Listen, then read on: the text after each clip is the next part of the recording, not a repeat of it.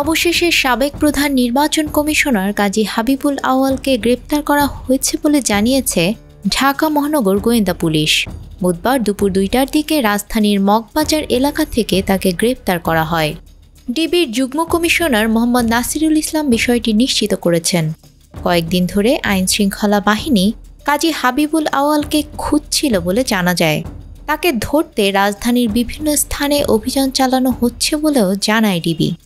ছাত্র জনতার অভ্যুত্থানে আওয়ামী লীগ সরকারের পতনের পর হাবিবুল আউয়াল লোকচক্ষুর অন্তরালে চলে যান। বান্ডেল থাকলে প্রতি সেনমানিতে টাকা বাঁচবে। বিকাশ সেনমানি বান্ডেল কিনে জিতুন প্রতি লেনদেনে। রোববার সন্ধ্যায় অপর সাবেক প্রধান নির্বাচন কমিশনার KM নুরুল হুদাকে গ্রেপ্তারের পর আলোচনায় আসে তার নাম।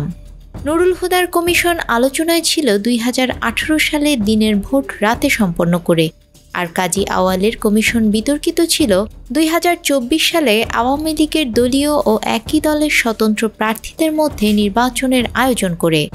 এছাড়া বিএনপিকে নির্বাচনে আনা হবে কিনা এমন প্রশ্নে তার বেশ কিছু নেতিবাচক বক্তব্য ব্যাপকভাবে সমালোচিত হয়।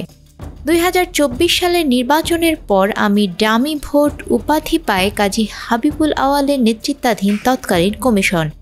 ওই কমিশনের বেশিরভাগ কার্যক্রমই ছিল বিতর্কিত। ভোটের হার নিয়ে বড় ধরনের বিতর্ক তৈরি হয়। ভোটের দিন বেলা ৩টা পর্যন্ত ২৭.১৫% ভোট পড়ে বলে জানানো হলেও ১ ঘন্টার ব্যবধানে ভোটের হার ৪০% বলে উল্লেখ করা হয়।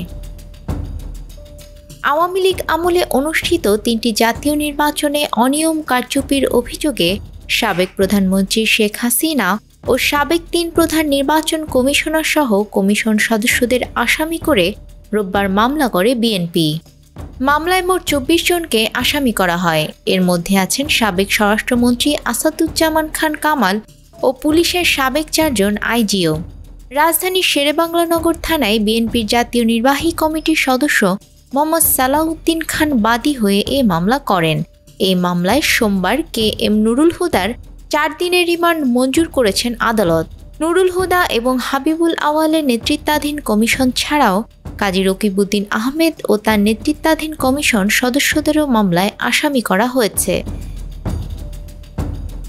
নিউজ ডেস্ক, আমাদের সময়।